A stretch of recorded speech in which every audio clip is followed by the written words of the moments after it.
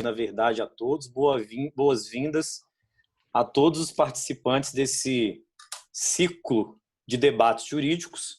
Esse ciclo, na verdade, para quem não me conhece, né, a maioria aí já foi meu aluno, mas, de qualquer forma, eu sou o professor Alneir Maia.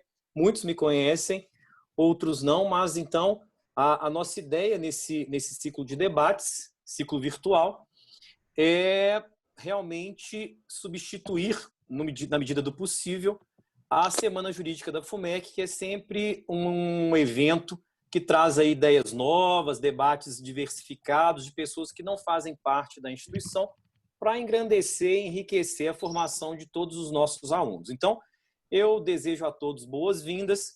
Esse evento, depois de gravado, ele vai para o canal do YouTube da FUMEC e também vai se transformar em podcasts, tanto da OAB quanto do Caminhar Direito. Eu agradeço imensamente a participação do professor Leonardo Avelar Guimarães, que é advogado criminalista.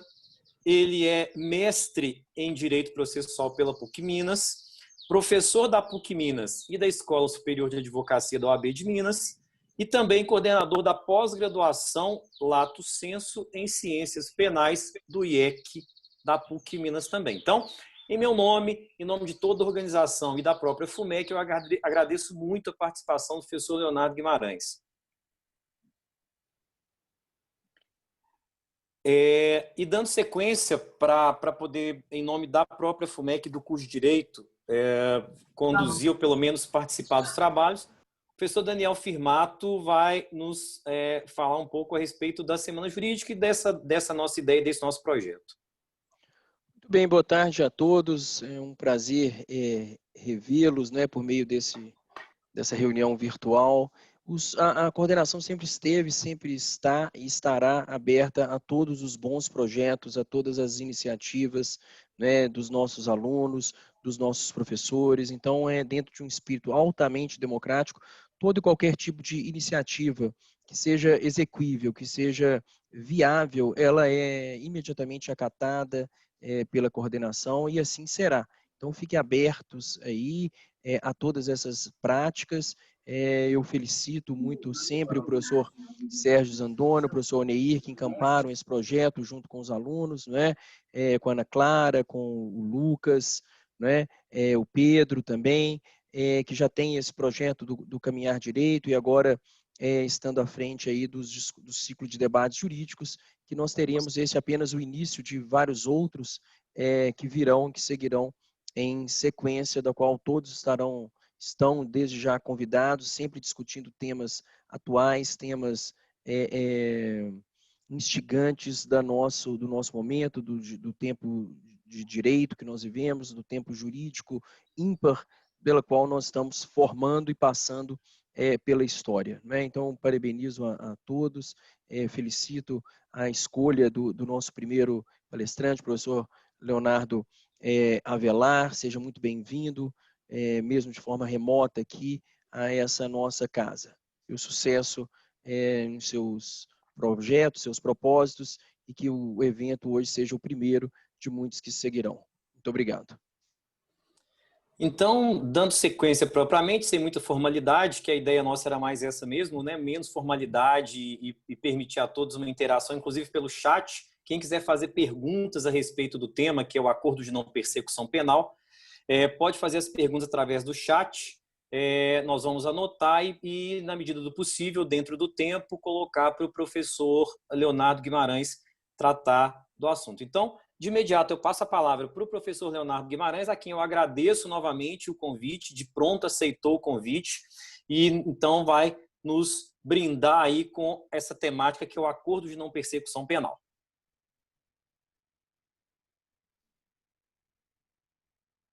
Estão me ouvindo? Sim? Ok, bom. Novamente, né, boa tarde a todas e a todos. Queria fazer aqui o registro, né, de agradecimento ao professor Alneir Maia, né, que foi um colega, né, de outros de outras instâncias, né, no tribunal, ESA, com quem eu já tive a oportunidade, né, de estar junto e de trabalhar. Queria também cumprimentar e agradecer o professor Daniel Firmato pela oportunidade e pela deferência, né, de falar aqui num evento jurídico para os alunos de direito, né, do curso aqui da FUMEC. Eu também, né, sou professor da graduação e sei bem a importância, né, desses eventos para a instigação, né, da busca do conhecimento. Vou cumprimentar também meu colega e amigo ilustre, professor Sérgio Zandona, a quem, né, eu já me referi aqui no início, informalmente, mas agora de modo mais formal, né, até para que fique registrado aqui, é meu marco teórico, tá? Sérgio Zandona é meu marco teórico. Então, desde o momento dos primeiros estudos em direito processual, né, Sérgio já estava prestes a se doutorar pela PUC Minas e nos dava aquele apoio, né, ao estudante ali nos primeiros passos. Por isso eu não vou falar que quando eu fiz mestrado, né, porque senão vou acabar entregando aqui a idade do professor Sérgio. Mas fica aqui meu registro, Sérgio, assim, muita saudade, né, daquele tempo, né, daqueles momentos. Enfim. Queria cumprimentar aqui também a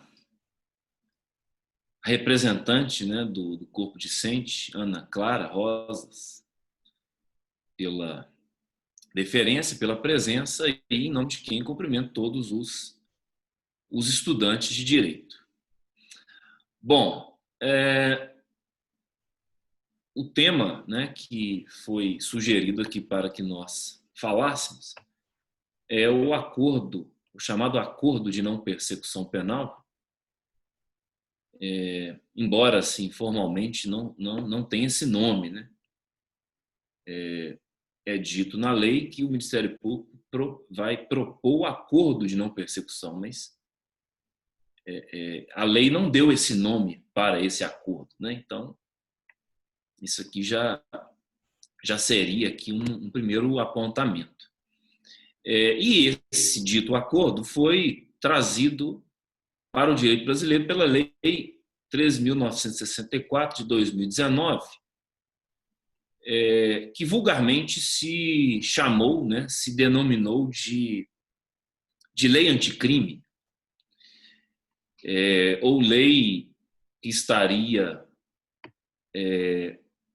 apresentando, né, uma resposta penal, uma política criminal de rigor contra o crime, né? E seria até contraditório, né, no primeiro momento aqui, a gente entender que um acordo para não acusação penal, né, e, consequentemente, professor Sérgio, da instalação do processo devido, se isso funcionaria, né, ou se isso seria efetivamente um acordo, né, ou uma medida de rigor, né, ao tratamento aí contra as condutas que se entende por intoleráveis.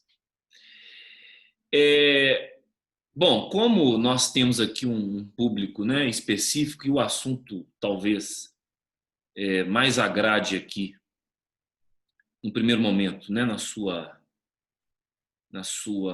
suas consequências práticas, né, eu vou dividir basicamente minha participação em duas partes. A primeira parte eu vou falar a respeito, né, do que vem a ser esse acordo, o que é necessário aí para se propor um acordo dessa natureza, quais seriam as condições desse acordo, né, os efeitos, o lugar em que ele vai ser realizado, enfim. Vou fazer aqui uma passagem, né, sobre a regulamentação legal ou a insuficiente e deficitária regulamentação legal.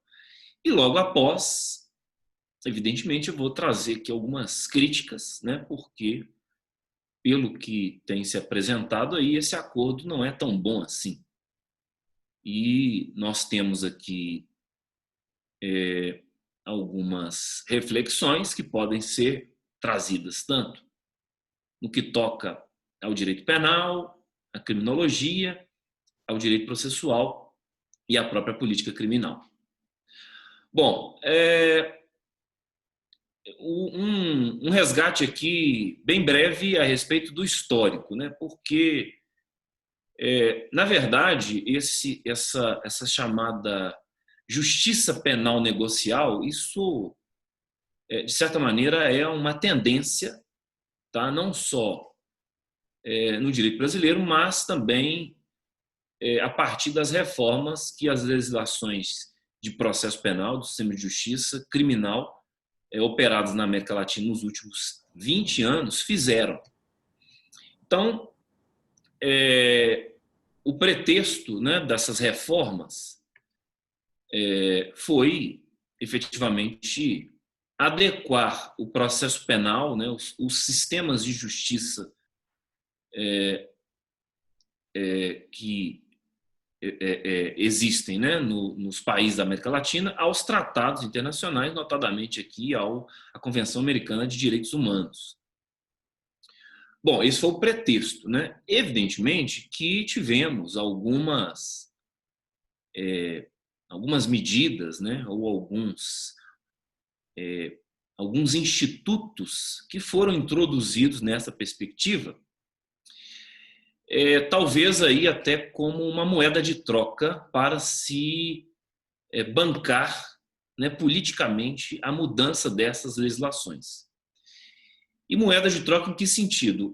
Nós temos aqui, para esses acordos, porque, em regra, né, todos esses acordos, em todos os países que se tem notícia da realização desses acordos, o acusado, né, o imputado, né, o que seria o nome mais comum, né, nos países, né, da América Latina, ele abre mão do processo, né? Então, se ele está abrindo mão do processo, né, se ele está deixando de lado as garantias seculares, né, que estariam ali atreladas, né, a uma acusação penal pública, isso, de certa maneira, evitaria, né, ou abreviaria fases do procedimento. Daí porque, em alguns países, por exemplo, no Chile, no Uruguai, na Argentina, na Colômbia, no próprio Paraguai, no México, dá-se o nome a esses acordos de procedimento abreviado. Então, é como se eu tivesse lá, professor Onei, lá no recebimento da denúncia e ali mesmo, opa, vamos negociar aqui e já acaba a discussão, né? E já se inicia ali a responsabilização, ou seja, o cumprimento de um efeito relativo à responsabilidade. Perceba que eu não estou falando de pena aqui, né? Porque o penalista dogmático não é o pior de todos eles, né? Porque ele só consegue ver responsabilidade penal com pena, né?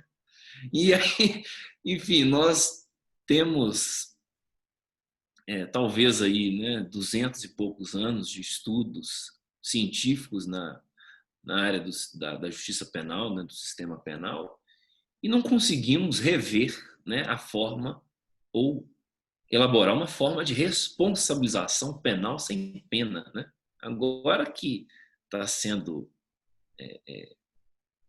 cogitada aí, né, essas modificações a partir do direito empresarial, olha só como é que nós estamos, né? Realmente sem, né, muita referência teórica, né? Ou seja, o direito empresarial que está trazendo para o direito penal alguns fundamentos para responsabilização, né? Então, bom, mas é basicamente esse formato, né? Porque o sujeito abre mão do processo e já inicia ali um efeito, né, de responsabilização. Então, isso foi pensado no direito brasileiro no projeto de lei de iniciativa do Senado, o PLS 156, 2009, que foi o projeto de lei que incorporou o anteprojeto do novo Código de Processo Penal. E lá nesse anteprojeto, a previsão era uma previsão maior, né? Era uma previsão mais larga, né, para a realização desses acordos penais. Bom, mas isso aqui não interessa muito porque nós tivemos algumas outras propostas, inclusive, né, de alguns profissionais da justiça criminal que estudaram nos Estados Unidos e foram lá e viram que o acordo penal lá funciona, né, funciona tão bem que é o sistema de justiça que mais prende no mundo, né? E, obviamente, um sistema de justiça que mais tem erros no mundo, né? Basta ver aí a preocupação atual dos americanos, né? Ou das pesquisas científicas que são desenvolvidas nos Estados Unidos hoje, no que toca aos erros, né? No que toca à necessidade de se criar requisitos epistêmicos para que alguém seja submetido aí a uma discussão para se avaliar se é possível ou não o acordo, né? Então, o próprio projeto Inocência, que atualmente já está até produzindo, né, alguns trabalhos aqui no Brasil, demonstra, né, a falibilidade desse instrumento no direito norte-americano. Bom, então foi proposto, né, na reforma da legislação penal e processual penal que esses acordos viessem num grau, né, maior, né, num espectro maior para o direito brasileiro, trazendo a ideia lá da barganha, né, do plea bargain norte-americano, que seria a utilização desses espaços de negociação na jurisdição penal. É claro que a realidade brasileira é completamente diferente. Nós temos também princípios constitucionais, princípios dos tratados internacionais que constituem talvez um núcleo duro que seria talvez bastante discutível a incorporação desses acordos tal como existe no direito americano.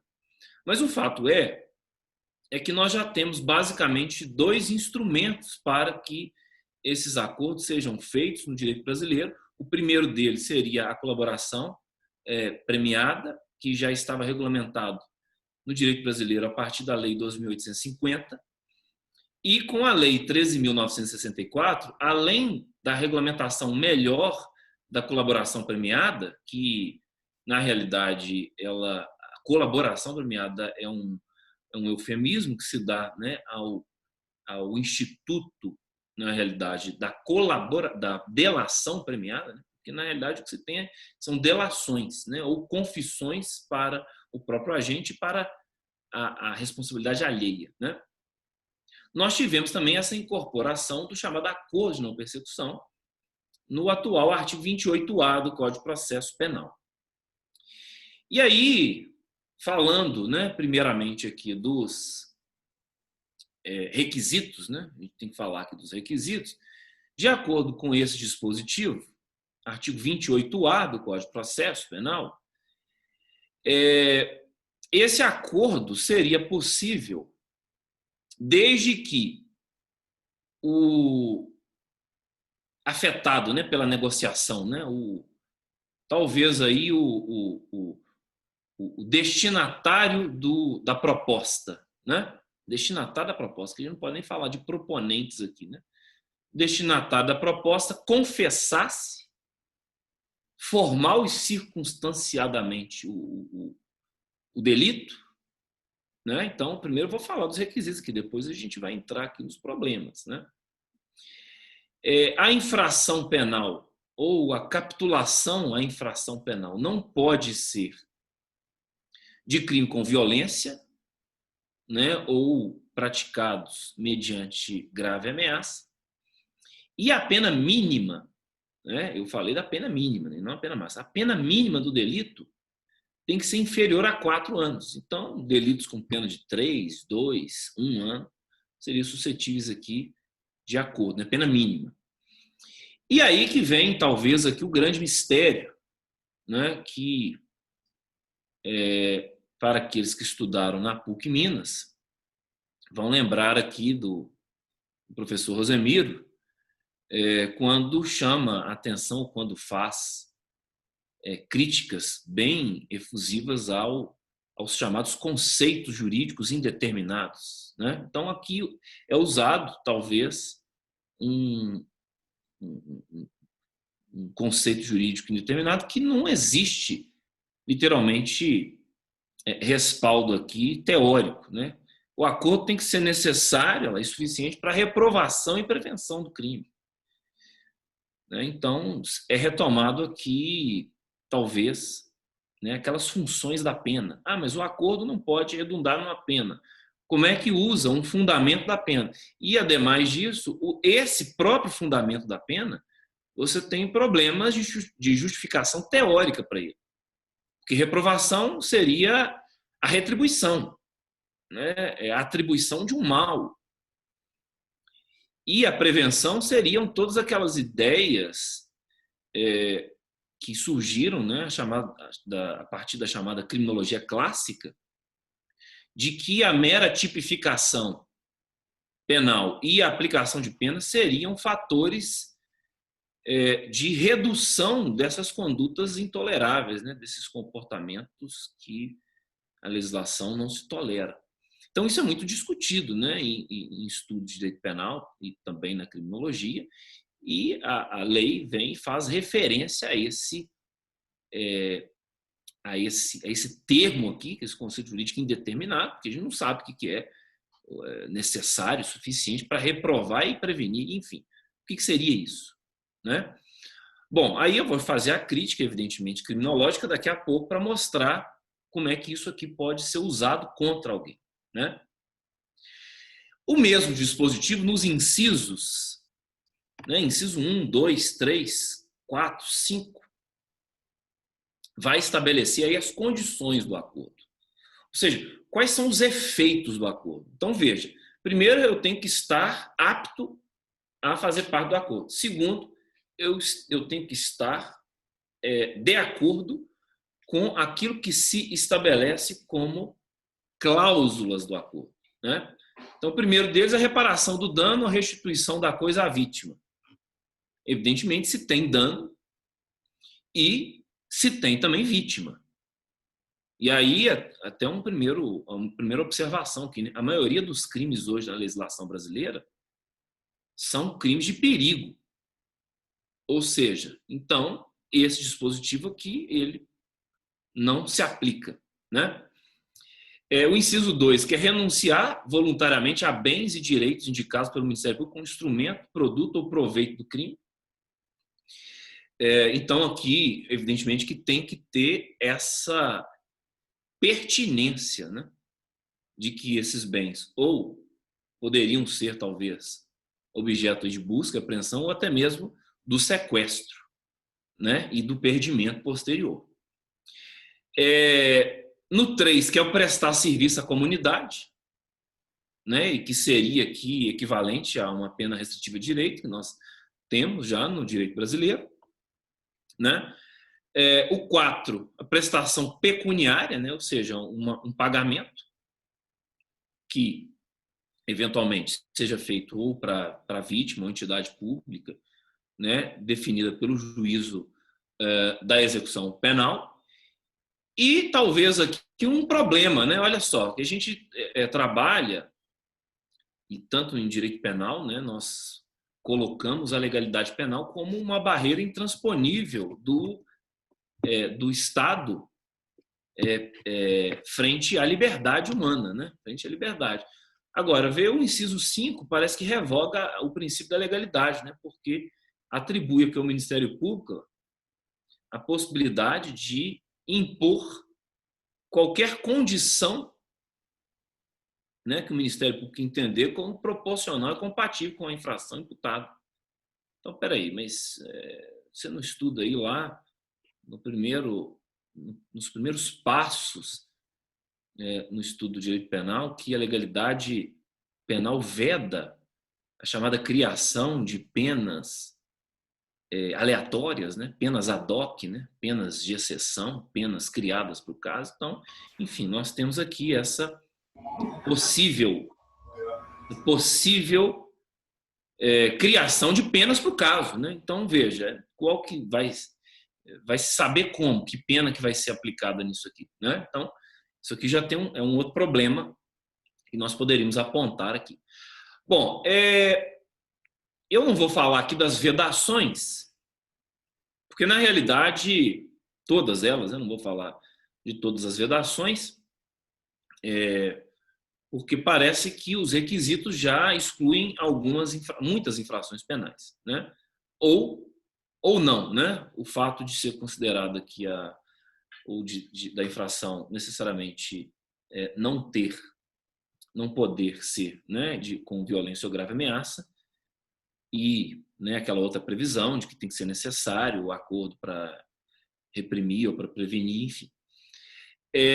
Mas eu vou chamar atenção para um deles aqui, né, que está previsto no parágrafo 2º, inciso 2. Se o investigado for reincidente ou se houver elementos probatórios que indiquem conduta criminal habitual, reiterada ou profissional, exceto se insignificantes as infrações pretéritas. Olha, esse aqui eu tenho um pouco de dificuldade de interpretar isso aqui, porque o que ele está chamando de reincidente? O reincidente é porque ele já tem 2 condenações anteriores e ele já em razão, por exemplo, da segunda reincidente, e ali o acordo, né, seria, digamos assim, a terceira, né?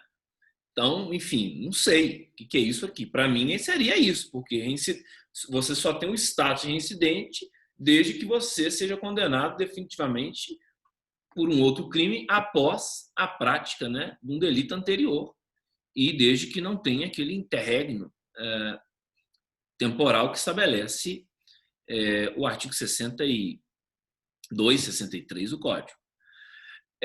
Bom, mas talvez o problema se agrava quando se fala aqui, esses elementos probatórios que indicam conduta criminal habitual, reiterada ou profissional. O que é isso?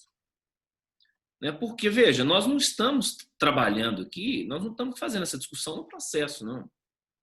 E aí, eu queria chamar atenção para isso aqui, né? Talvez os estudantes vão fazer a seguinte pergunta agora. Peraí, mas quando é que é feito esse acordo? Bom, esse é o grande mistério. Por quê? Porque a lei não regulamenta isso. Lá no artigo 28A, a CAPT vai dizer o quê? Se não for caso de arquivamento, aí alguém pensaria, peraí, arquivamento é do inquérito, né? Que é no final da investigação, a investigação finaliza, e aí o Ministério Público, né, se for o caso, promove ali o arquivamento. Sim. Então, se não é caso de arquivamento, ele teria que oferecer a denúncia. Então, precisa de ter a denúncia para poder formular a possibilidade do acordo? Bom, a rigor, teria que ter a denúncia. Pelo menos eu entendo que teria que ter a denúncia.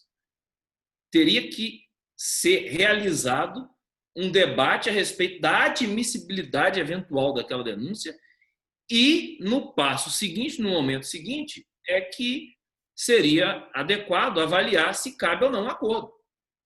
Por quê? Porque senão vai acontecer aquela, desculpa a expressão que eu vou usar aqui, mas é essa expressão, não tem outra no lugar, não. Aquela patifaria que acontece no juizado especial criminal, em que se propõe as transações penais até para fato sem relevância criminal. E, às vezes, eles aproveitam ali de uma deficiência cognitiva do caso, ou seja, como a investigação ela é parca, né? Ela é simplificada, né? Às vezes não se tem nada ali, nem mesmo para se poder acusar e está se propondo transação penal. Né? Bom, qual seria então, professor, talvez a grande sacada, o grande momento dessa lei? Talvez aqui, né, para se poder evitar esse quadro. Bom, nós tínhamos que ter aqui, professor Sérgio, professor Ney, um momento definido no sistema de justiça brasileiro chamado fase intermediária. Com a inclusão do chamado juiz de garantias, esse foi um passo. Seria possível que a gente fizesse essa fase intermediária. Porque nos sistemas que eu conheço, tanto no Uruguai, Chile, México, você tem uma audiência para discutir se a denúncia pode ou não ser admitida. E quando o membro do Ministério Público está nessa audiência, ele diz, olha, eu tenho elementos aqui para levar o caso ao julgamento, mas eu vou propor aqui um acordo. Está aqui na audiência, com contraditório, e o juiz das garantias vai falar na audiência, mesmo porque ele teria que avaliar se seria cabível ou não essa acusação. Então, esse é o problema. Ah, mas pelo dispositivo, alguém poderia falar, pelo dispositivo do artigo 28A, parágrafo 4º, a homologação do acordo, ela se dá perante o juízo numa audiência. Sim. Mas aí veja, o que eu estou colocando aqui é de modo contrário. Seria o Ministério Público acusa e propõe um acordo. E ali a defesa vai falar, num momento talvez, né, chamado aqui metodologicamente de fase intermediária, para se saber, olha, eu quero assumir esse processo, por quê? Porque essa prova ilícita, eu vou demonstrar a fragilidade desses elementos de investigação que estão aparelhando aqui essa acusação, ou eu quero aceitar esse acordo para me ver livre dessa situação. Então veja, o que eu estou propondo aqui é o contrário. E aí, literalmente, eu tenho que dizer isso, porque se eu não sei quando que esse acordo vai ser feito, né, que tenho 15 anos de experiência na justiça criminal, sou professor da PUC Minas há 10 anos, enfim, como é que o aluno que está tendo contato com esse assunto aqui pela primeira vez agora, o assunto é novo, vai saber? Ah, mas os tribunais, os ministérios públicos estão regulamentando isso aí por portaria, por resolução, enfim, estão. Mas aí você sai de um estado, vai para o outro, ou muda aqui o espaço, né, da jurisdição penal, né, e você não sabe como que a coisa está sendo feita.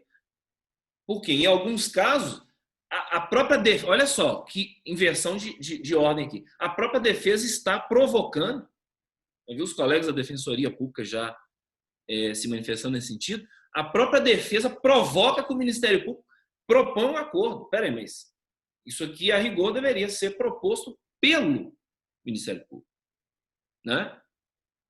Enfim, então o momento é muito... A regulamentação, pelo que eu estou tentando colocar aqui, ela é muito ruim, muito precária, não estabelece a ordem do procedimento, quando que seria isso, né? Quando que seria isso, e literalmente coloca aqui essa possibilidade disso ser feito perante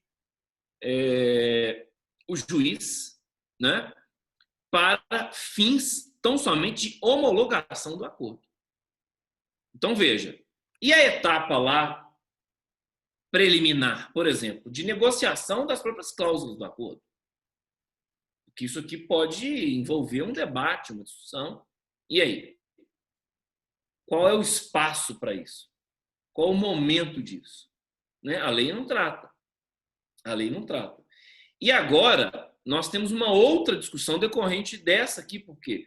Porque, na minha opinião, em razão da previsão, ou seja, qual que é o efeito, né? O professor Alnei, na nossa conversa preliminar sobre esse assunto, ele me perguntou, mas qual que seria o efeito positivo do acordo de persecução penal? Para mim é só um, mas aí nós temos que transpor aqui os outros problemas que eu vou apontar também. É o que está previsto lá no parágrafo 13. Né? Um dispositivo com tanto de parágrafo desse não podia dar coisa boa. Né? Cumprido integralmente o acordo de não persecução, o juízo competente decretará a extinção da propriedade. Ou seja, o efeito é esse aqui, o único efeito positivo, não vai ter pena. Não vai ter pena formalmente falando como pena.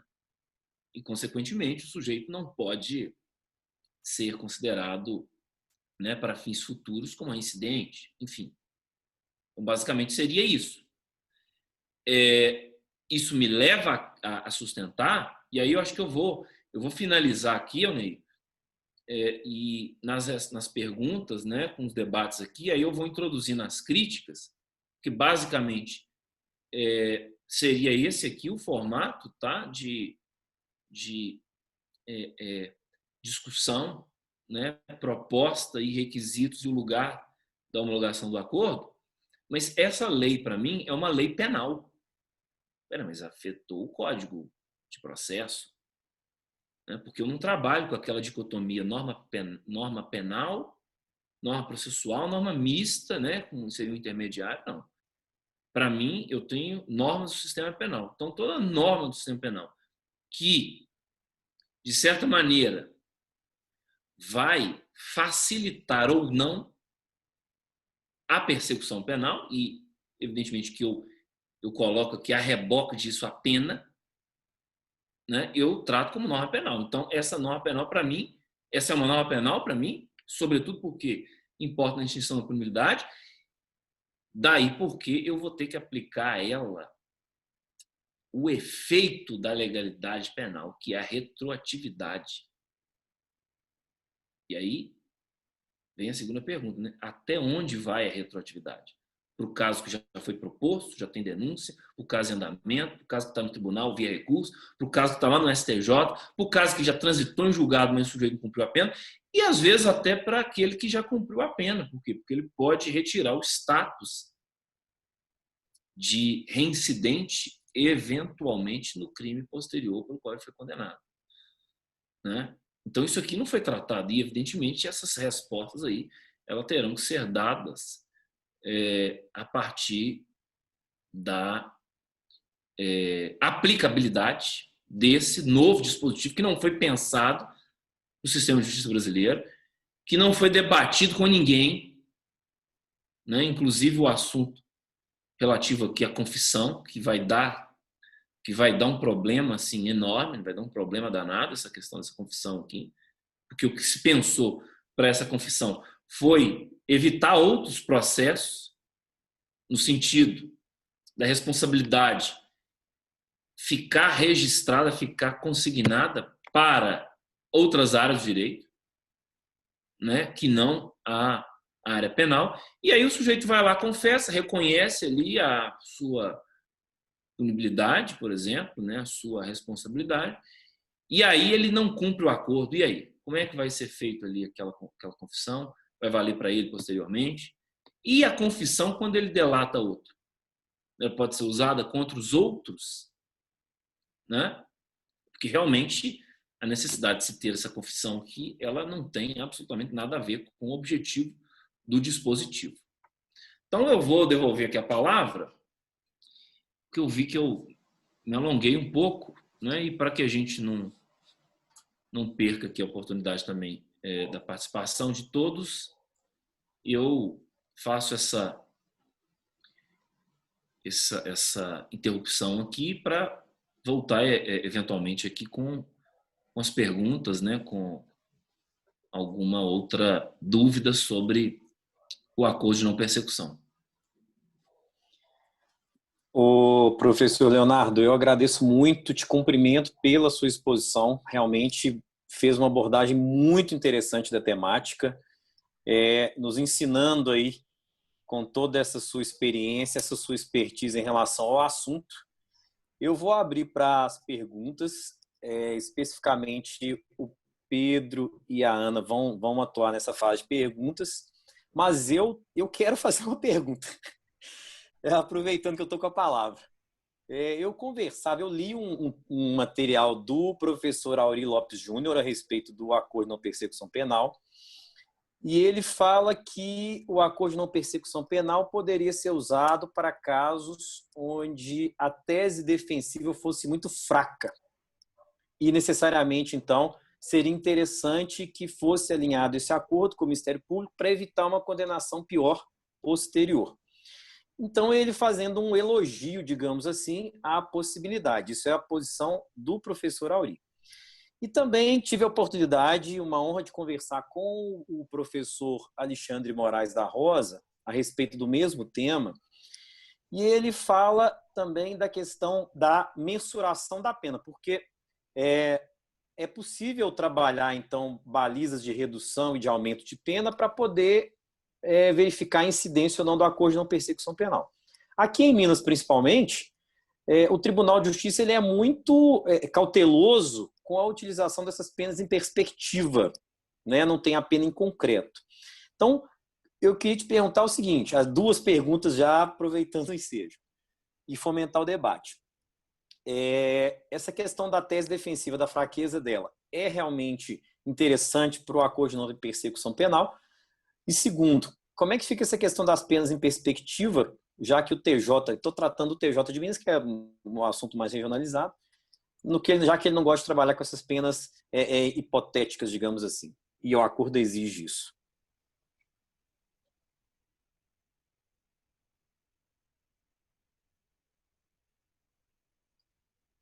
É interessante a sua pergunta, professor Ney, porque eu já tinha até pontuado aqui para que eu tratasse isso nas críticas.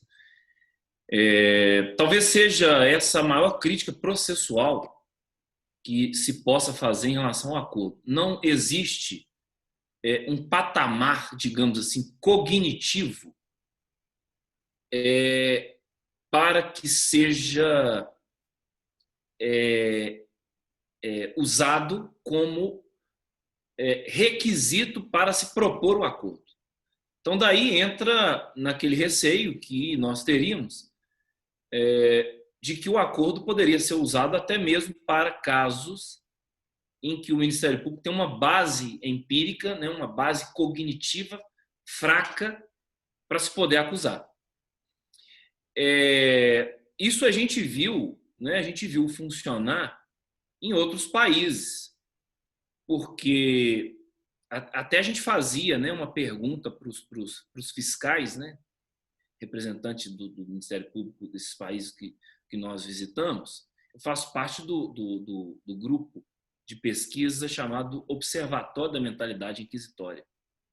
Tá? Então, nós temos essa preocupação em fazer, né, observações a partir, né, dos sistemas jurídicos e dos sistemas de justiça, né, que nós já tivemos a oportunidade de visitar, e trazer aqui o que é interessante de reforma no Brasil, apontando, né, evidentemente, a essas permanências inquisitórias. Então, veja, eu fiz, o próprio professor Auri, que é do nosso grupo também, fizemos essa pergunta a alguns promotores lá do Chile quanto do Uruguai. Falaram, mas você não vai propor um acordo assim para se ver livre desse caso aqui e tal, né? Ou seja, eu não estou afim de levar esse caso para o julgamento, que lá eles chamam, né, de juízo oral, assim, bem próximo aqui à nossa audiência de instrução e julgamento. Então você já propõe aqui o acordo. Ele, não, eu não posso fazer isso. Por quê? Primeiro que existe uma proibição legal, né? E segundo que eu percebi assim, um compromisso ético, porque ele não acusa sem ter uma base empírica para poder acusar, porque senão já seria um caso de arquivamento. Então, o caso que não é suscetível ao acordo, ele não vai para o acordo, ele não oferece a imputação, ele não apresenta a imputação. Então, talvez isso aqui é que nós teríamos que trabalhar melhor. Até, professor Sérgio, não sei se você lembra do João Porto, nosso colega lá na pós-graduação, promotor lá de Goiás. O João Porto escreveu uma tese interessante, apesar dele ser do Ministério Público, ele sustentou uma tese que causou, né, um certo problema dentro do próprio Ministério Público. Porque a tese dele era da necessidade do Ministério Público fundamentar o que ele chamou de provimento acusatório. Então, veja, o promotor, a promotora, o procurador, quando oferecesse essa denúncia, ele tinha que dizer por que ele teria elementos para poder levar o caso a julgamento. E aí, de certa maneira, ele viabilizava ali o contraditório nesse momento da fase intermediária. Então, isso que falta para nós. Na realidade, nós estamos estudando aqui o acordo de não persecução e estamos vendo os problemas que podem decorrer. E é claro que eu concordo com o Auri quando ele diz, né, que, olha, talvez aqui por uma estratégia defensiva, né? Vamos supor que nós fôssemos os advogados do caso, né? Então, a estratégia defensiva nossa é a seguinte: a gente só vai estar aberto ao acordo se a gente entender que a nossa hipótese, né? Ou seja, a nossa discussão que vamos levar para o contraditório, no caso da defesa, ela seria uma discussão com pouca probabilidade de aceitação, né? Então, agora, esse problema, que na hora que você perguntou sobre isso aqui, eu me lembrei de uma outra coisa que eu ia falar aqui, que entraria dentro da crítica criminológica e uma avaliação, talvez, da política criminal que está instalada dentro dos tribunais. Porque, olha só, Ney, uma das formas de coagir que alguém aceite um acordo é quando se exagera na acusação. Então, por exemplo, olha, eu posso restringir a sua liberdade com uma pena de até 10 anos. Então, aceita esse acordo aqui que... Né? Bom, consequentemente, eu tenho que trabalhar também com a realidade do sistema de justiça no Brasil. Porque quem serão os afetados pelo acordo? Porque você já colocou aqui que a própria orientação interpretativa dos tribunais já, de certa maneira, excluem alguns que não serão suscetíveis ao acordo. Então, eu já tenho uma seletividade ali dentro mesmo das chamadas agências punitivas que compõem essa criminalização secundária, que é quem interpreta, que é quem vai propor a acusação, que é a polícia. Né? Então, veja, eu não consigo te responder isso. Como é que nós vamos interpretar aqui essa pena mínima, né, digamos assim, se eu tenho concurso de crimes? Isso não está sendo tratado lá, porque, veja, a orientação dos tribunais era de incidir a pena máxima, né? Sempre a pena máxima. Mas o acordo fala da pena mínima. E a própria formatação desse acordo já exclui a chamada criminalidade baixa, criminalidade trazida aí, né, como criminalidade violenta.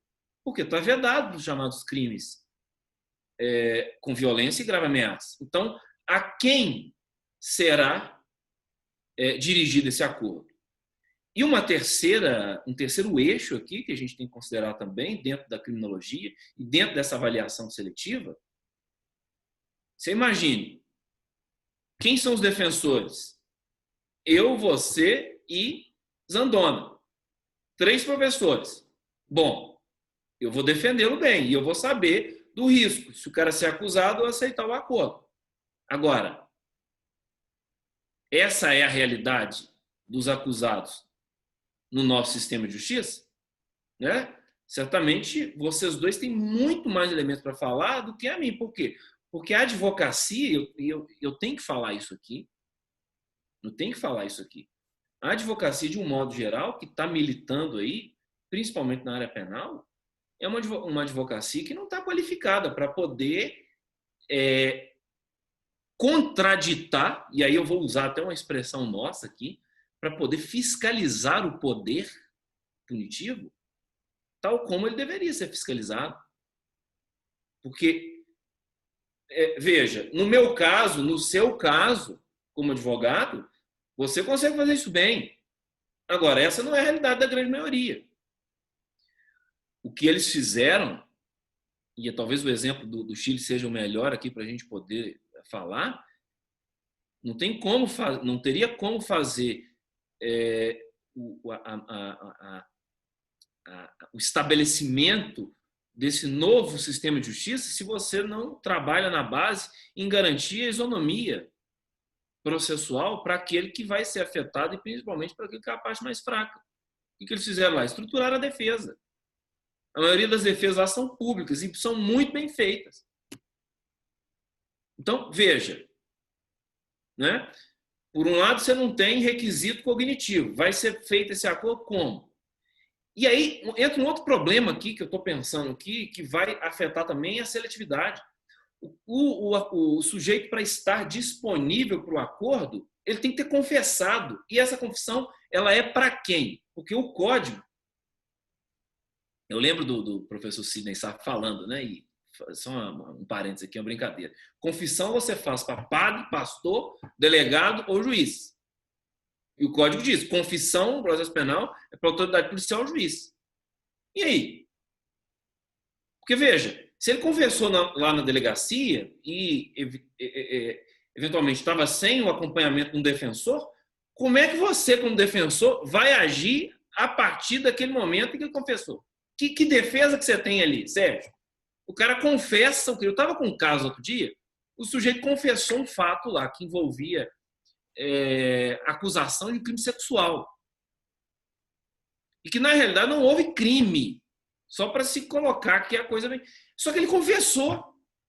E aí, a atividade de persecução, de investigação, ela usou a fala dele como fala e estaria ali direcionando a investigação, que é o que nós chamamos no estudo da prova, a visão de túnel. A visão de túnel foi deturpada a partir da fala que o próprio investigado colocou. E aí depois ele falou, mas eu menti, não foi isso. Enfim, bom, agora a coisa já andou.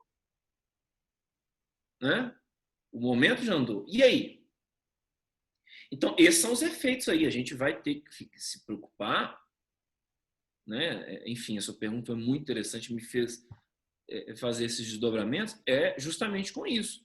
Porque o judiciário vai ter que segurar.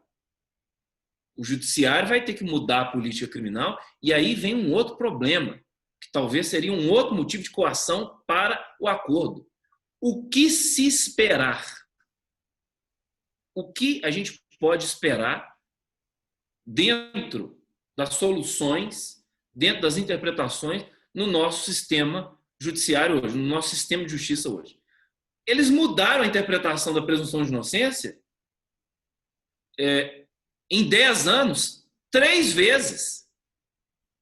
Ou seja, de um princípio que é baseado no processo penal. Imagine como que os outros assuntos poderão ser tratados. Então, o acordo, para você ter pelo menos seria mais ou menos nesse sentido que eu pensaria, para que eu fale assim, não, eu vou aceitar o acordo, eu tenho que ter uma decisão previsível.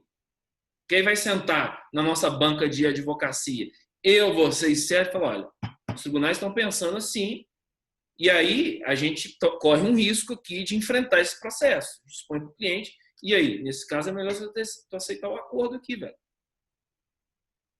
Agora, nem isso eu consigo fazer hoje. E aí, na minha opinião, como crítica criminológica, isso vai ser mais um motivo de coação para se aceitar esses acordos.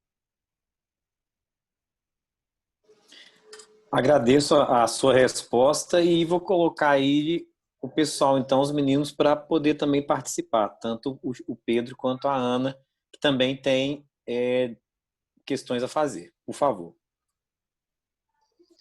Boa noite a todos presentes. Agradecer a exposição do Dr. Leonardo. Professor, eu gostaria de saber uma opinião do senhor. Por qual razão que foi inserido no acordo de não persecução penal a confissão, sendo que em outros institutos, como na transação penal e na suspensão condicional do processo, não é exigido essa confissão do acusado?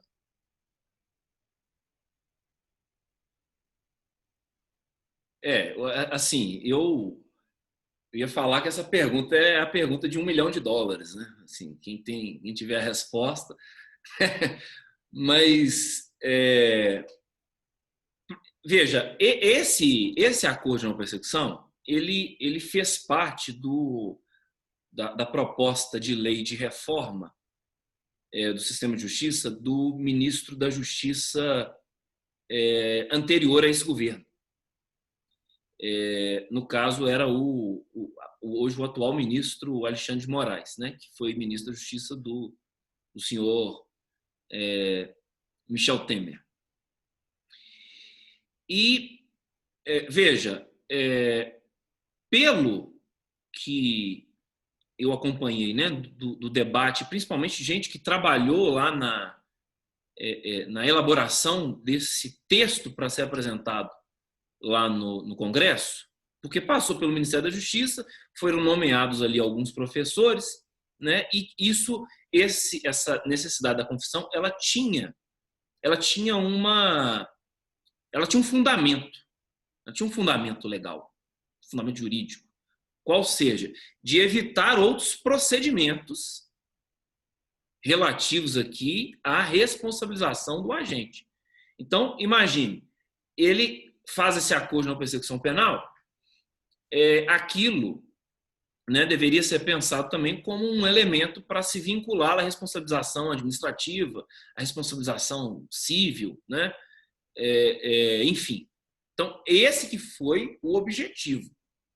Agora, você sabe muito bem que quando se coloca algo assim, né, dessa expressão, que é uma coisa de bastante expressão, na lei, e quando o processo legislativo, né, começa a se desenvolver, algumas coisas são perdidas, né, e se mantém determinadas previsões que não tinham o fundamento, né, que não tinham aquele objetivo inicial.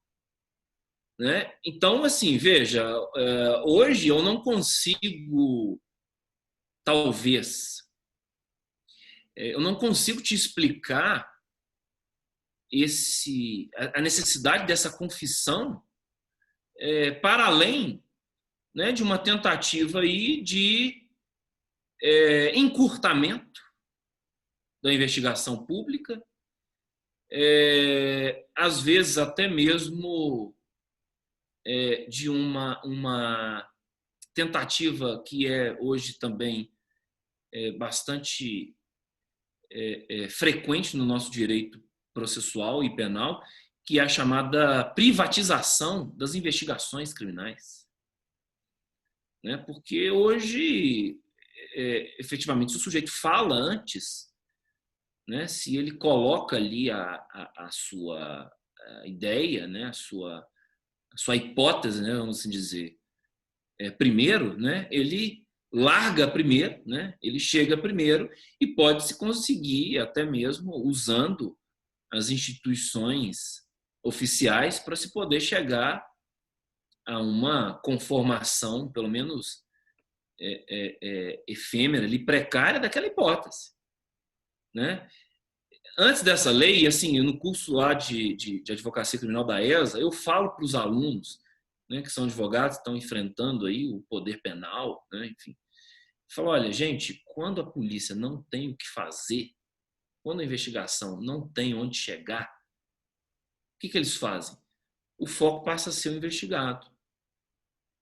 Ou seja, eles estão reproduzindo aquela técnica norte-americana de investigação chamada método Reid, que é uma técnica de se obter confissões.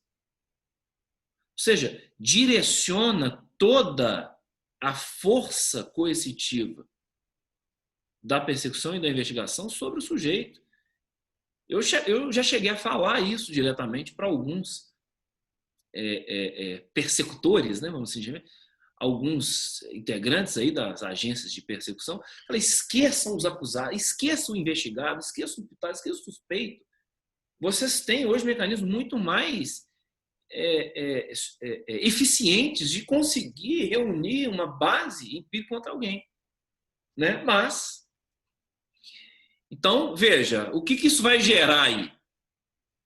Eu já estou vendo o que isso vai gerar. Ou seja, a quem isso vai produzir um efeito da inexistência do processo, porque, na realidade, o que se pensou foi justamente que ele estivesse ali, às vezes, ciente que se ele encarar o processo, ele corre um risco, e ele, opa, peraí, vou ficar por aqui. Né? Um dado que talvez impressiona é que lá no sistema de justiça criminal chileno, 70% dos casos se resolve por acordo. Se resolve por acordo. Né? Então, o limite que talvez se teria que fazer, e a legislação brasileira pelo menos isso fez, foi que esses acordos não poderiam redundar em prisão preventiva ou pena privativa de liberdade.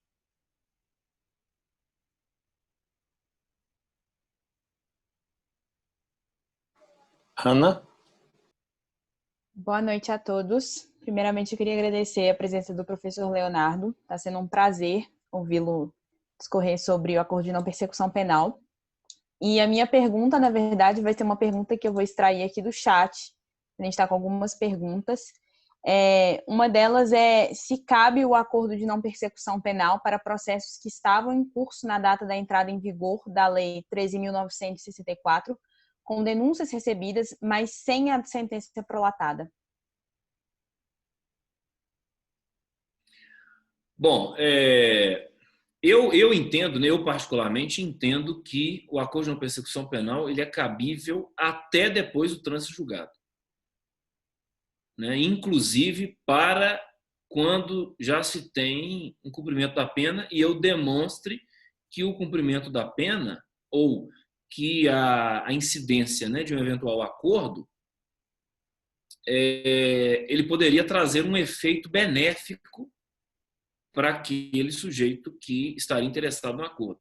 Mas alguém poderia falar, mas poderia ser um bis in idem, que já cumpriu a pena e vai cumprir uma nova, digamos assim, novo efeito de responsabilidade, enfim. Bom, se ele está de acordo, e principalmente para se retirar, né, uma pecha ali decorrente, por exemplo, da não primariedade, né, eu entendo que seria possível. Qual seria aqui, Ana, o fundamento disso, né? Porque, veja, eu trabalho aqui a partir das ideias, né, do professor Jorge Figueiredo Dias, que é um professor catedrático da Universidade de Coimbra, o sistema penal como um sistema integrado. Então, está submetido aos rigores e aos efeitos do princípio da legalidade toda a norma de direito penal material, de direito processual e de execução penal. Então, essas normas compõem o sistema integrado do chamado sistema penal. Então, veja, seria, né, para dar aqui uma profundidade maior na tese, seria incoerente que o Estado vedasse, né, que o Estado de Direito vedasse criações de proibições ad hoc, né, proibições direcionadas a casos, né, a fatos posteriores, mas, por outro lado, permitisse uma maior flexibilização da forma como a tipicidade penal vai ser construída, que são, né, geralmente nos procedimentos penais, e você teria isso, né, a partir das normas processuais. Então, veja, se há uma forma de flexibilizar a ação persecutória do Estado, né, e eu entendo que se a ação persecutória, posteriormente, ela se torna mais benéfica, como no caso aqui, ou seja, o Estado até pode abrir mão de não acusar. Eu não quero acusar, mas a proposta seria essa. Eu entendo que isso poderia retroagir, não só, até respondendo uma pergunta aqui, não só para os casos que ainda não foram propostas denúncias, não só para os casos que ainda não têm sentença, não só para os casos que ainda não tiverem trânsito julgado, mas também para os casos com o trânsito em julgado, em que eu demonstre no que e em que o acordo seria bom para aquele afetado ali, tá? Isso o pessoal da defensoria já parece que já está fazendo, parece que estão provocando para que se discuta o acordo, né, antes do julgamento ou até mesmo nos tribunais. Mas os tribunais superiores ainda não se posicionaram sobre isso. Eu tenho até um caso. Eu tenho um caso que vai se enquadrar nisso, né, que ainda não houve cumprimento da pena. E a pena pela qual o sujeito foi condenado, ela é idêntica à possibilidade ou às condições, né, de um eventual acordo. Tá? Então, a tese aqui entraria, ou a justificativa seria a partir do sistema integrado do próprio sistema penal, que abrangeria aqui todas as normas que atuam, né, ou que incidem aí para a possibilidade de se restringir o direito de liberdade. O assunto é muito interessante, inclusive eu combinei com o professor Leonardo que a gente poderia ficar aqui até mais ou menos umas 11, meia-noite, tratando do assunto. O problema é que tem aula às 19 horas agora, né? O pessoal vai ter aula agora às 19. Então a Ana, que está de olho aí no chat, o Pedro, se quiser fazer mais uma perguntinha só, por conta da aula, não por conta do professor Leonardo, que está disponível até meia-noite, já está acertado com ele, mas a aula vai atrapalhar o nosso esquema aqui, entendeu? Então, se você puder fazer mais uma pergunta para a gente encerrar, Ana, porque senão vai acabar invadindo o horário da aula aí do pessoal, por favor. Tem mais uma aqui sobre, em situações já transitadas em julgado, como o professor entende ser possível, teria que haver concordância do MP para, abre aspas, substituir, fecha aspas, a pena já aplicada pelo acordo? Assim, eu estou diante de verdadeiras bolas de prego aqui, né, Sérgio? Enfim, bom, gente, o acordo ele tem que ser proposto pelo Ministério Público. Ele tem que ser proposto pelo Ministério Público. Então, assim, nós teríamos que inventar aqui um procedimento de provocar que o Ministério Público faça o acordo, né, e inicie ali as tratativas para o acordo e posteriormente ele seja homologado. Agora, nós teríamos aqui um outro problema. E se eu provoco essa discussão lá? Então, vamos supor, né, esse exemplo aqui. Estou lá na execução penal, o sujeito transitou em julgado, o sujeito é intimado para cumprir a pena. Aí eu, como defensor, opa, peraí, entrou em vigor aqui uma nova lei, foi exatamente isso que aconteceu no meu caso. Tá? Entrou em vigor uma nova lei, né? Não sei se vocês estão sabendo aí dessa lei e tal, enfim. Entrou em vigor e agora é previsto o acordo. Então, eu estou afim de fazer o acordo. Eu falei basicamente isso. Eu estou aqui aberto ao acordo. Né? Então, o que o juiz fez? Ao Ministério Público. O que o Ministério Público disse? Não cabe o acordo. Não cabe o acordo. E aí, o que eu fiz?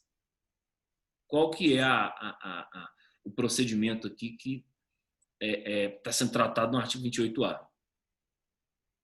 Vai ter que ser provocado a cúpula do Ministério Público. Tem que ser provocado o órgão de cúpula.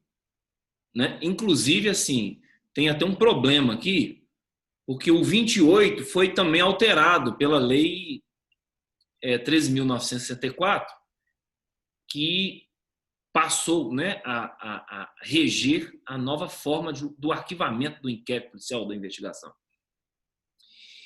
E lá está dizendo o seguinte, olha, se alguém discordar, por exemplo, no caso da vítima, vai instaurar uma instância de revisão dentro do próprio Ministério Público.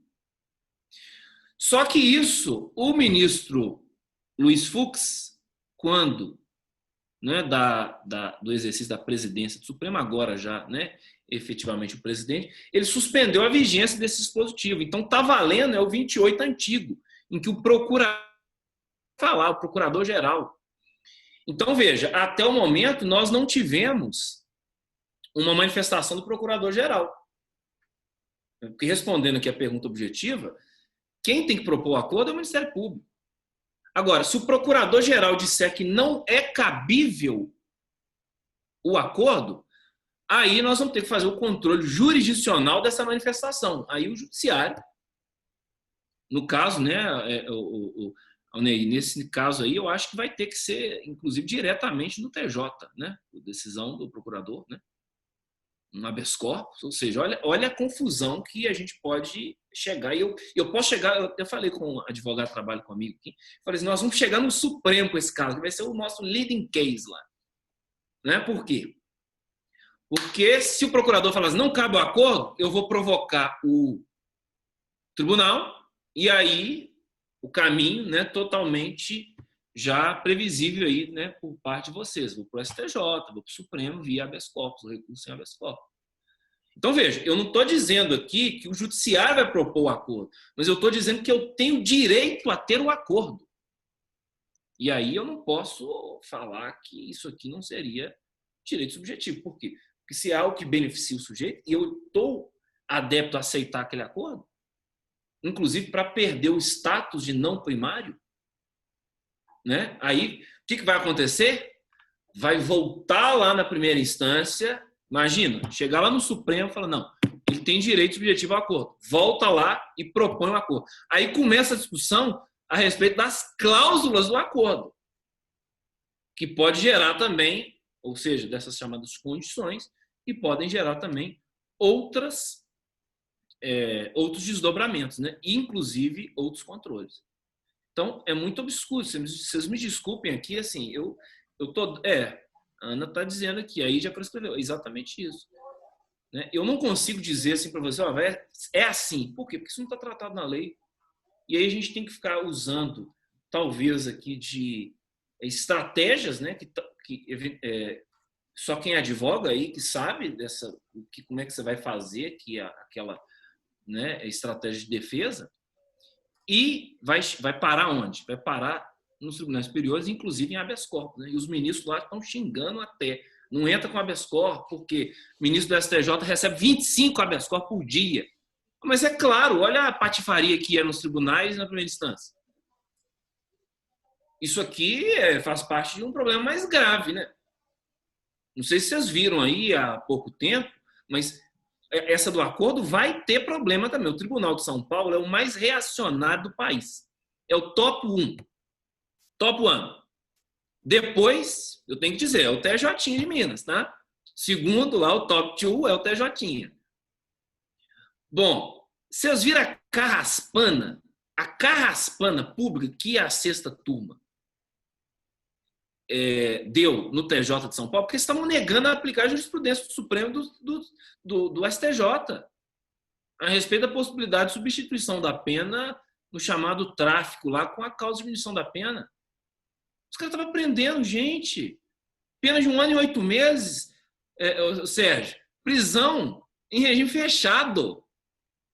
E depois vai falar que perde o controle aí dos presídios, rebelião, enfim, é lógico, olha aí, a política criminal.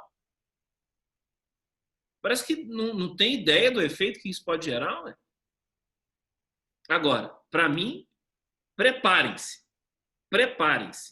Para mim, vai ter discussão, porque a regulamentação ela é muito ruim. E os profissionais não estão devidamente capacitados para poderem falar disso aí. Inclusive, eu vou fazer já que eu tenho tempo aqui, um tempinho, 2 minutos, eu vou fazer só um registro aqui, para o seguinte, fizeram aí a regulamentação, tá? Ministério Público e TJ, não chamaram a Defensoria nem a OAB, tá? Porque se tivesse me chamado lá, você ia ver que eu ia impugnar, falei, não concordo com isso não. Não concordo com isso, enfim, eu ia brincar lá de legislador, tá? Eu ia usar aqui porque parece um negócio curioso, né? Eles estão fazendo um procedimento e eles mesmos vão aplicar. É uma espécie de uma autotutela aqui, né? Enfim, nós vamos criar a lei, né? O procedimento aqui, a regulamentação, mas nós mesmos vamos aplicar isso aqui. Né? Enfim, não chamará a advocacia nem a Defensoria Pública. Ficar preocupado lá com os espaços, não, vamos criar uma sala aqui no tribunal para ter isso aqui, não sei o quê. Mas peraí, os problemas não são esses, não. Né? Os problemas não são esses. Eles podiam ter colocado que o promotor, para poder oferecer esse acordo, ele tem que dizer que tem elemento para poder denunciar. E aí o João Porto, né, comprou uma briga nacional aí com o Ministério Público, certo? O que inventou de escrever uma tese de doutoramento para dizer que o promotor tinha que fundamentar a acusação. Né? Claro que ele sabia que a maioria das acusações são ineptas e sem justa causa. Ô Léo, eu vou fazer igual os tribunais fazem aí nas tentações orais, hein? Vou definir tempo agora para você, 2 minutos, pode ser? Senão a gente corta o seu microfone.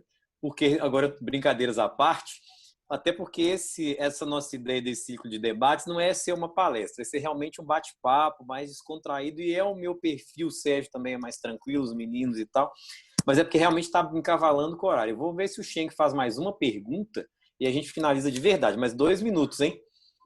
Senão a gente corta o microfone, igual lá eles fazem também no parlamento, né? Ô, Schenck, por favor, mais uma perguntinha rápida para o professor Leonardo, para a gente poder encerrar de verdade. Professor, uma dica rápida, igual o professor Ney falou, como que esses novos estudantes que estão formando agora podem se preparar para a advocacia criminal com essa reforma do pacote de crime? Essa é outra pergunta, né, de US$ 1 milhão, né? Bom, eu acho o seguinte, né, o Sérgio, né, se formou basicamente na mesma escola que eu, né? Nós temos aqui as mesmas matrizes, né, Sérgio, do conhecimento jurídico processual. Eu acho que, sem querer, né, sem querer estudar, sem ter a vontade aqui de estudar os fundamentos, né, os fundamentos dos fundamentos, nós não sairemos do lugar, né, porque você provocar um ensino puramente técnico, né, de que as coisas devem ser assim e não se discute porque é assim, né, sempre se fez assim, eu não sei se seria produtivo, né, até mesmo para a mudança do cenário. E eu aposto na mudança do cenário, né, apesar de todas as previsões, né, ao contrárias, principalmente a partir da educação, né, a partir do estudo, né, da educação continuada, né, das pesquisas que estão sendo desenvolvidas, né, e hoje se tem, felizmente, muitas pesquisas. A própria escola, né, em que vocês estudam tem um programa de pós-graduação, né, que o professor Sérgio é professor e que efetivamente está preocupada também em oferecer essas respostas, né, para os problemas práticos. Então eu vou começar com os agradecimentos, né? Agradecer ao professor Leonardo Guimarães pela brilhante exposição, pela disponibilidade, pelos debates, contribuiu muito, aprendi muito com a sua exposição. Espero que todo mundo também tenha aprendido com a sua exposição. Agradeço aí aos meus colegas que estão nessa empreitada conosco, que aí é o Sérgio, o Cheng, os meninos do Caminhar Direito, o Lucas, o Volker, a própria Ana também que está conosco, o pessoal do DA, da faculdade, e a própria FUMEC que deu esse espaço aí para a gente, né, cedeu esse espaço para a gente poder fazer esse trabalho. Então eu agradeço a participação de todos que estão conosco aqui.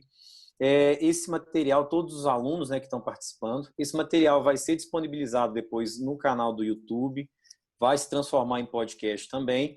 Então, é um primeiro evento aí de outros que vão ocorrer em outubro e novembro, com assuntos variados e atuais, como foi este, que é o Acordo de Não Persecução Penal. Então, agradeço a todos e, em especial, um agradecimento para o professor Leonardo Guimarães, que contribuiu muito para esse nosso pontapé inicial aí. Léo.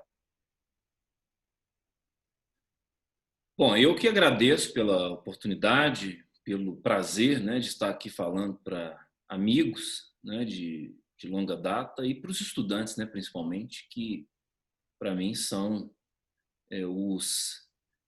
aqueles que são aqui os destinatários, né, da minha fala, dos estudos, né, e de toda a minha dedicação ao direito, né, e principalmente ao direito processual.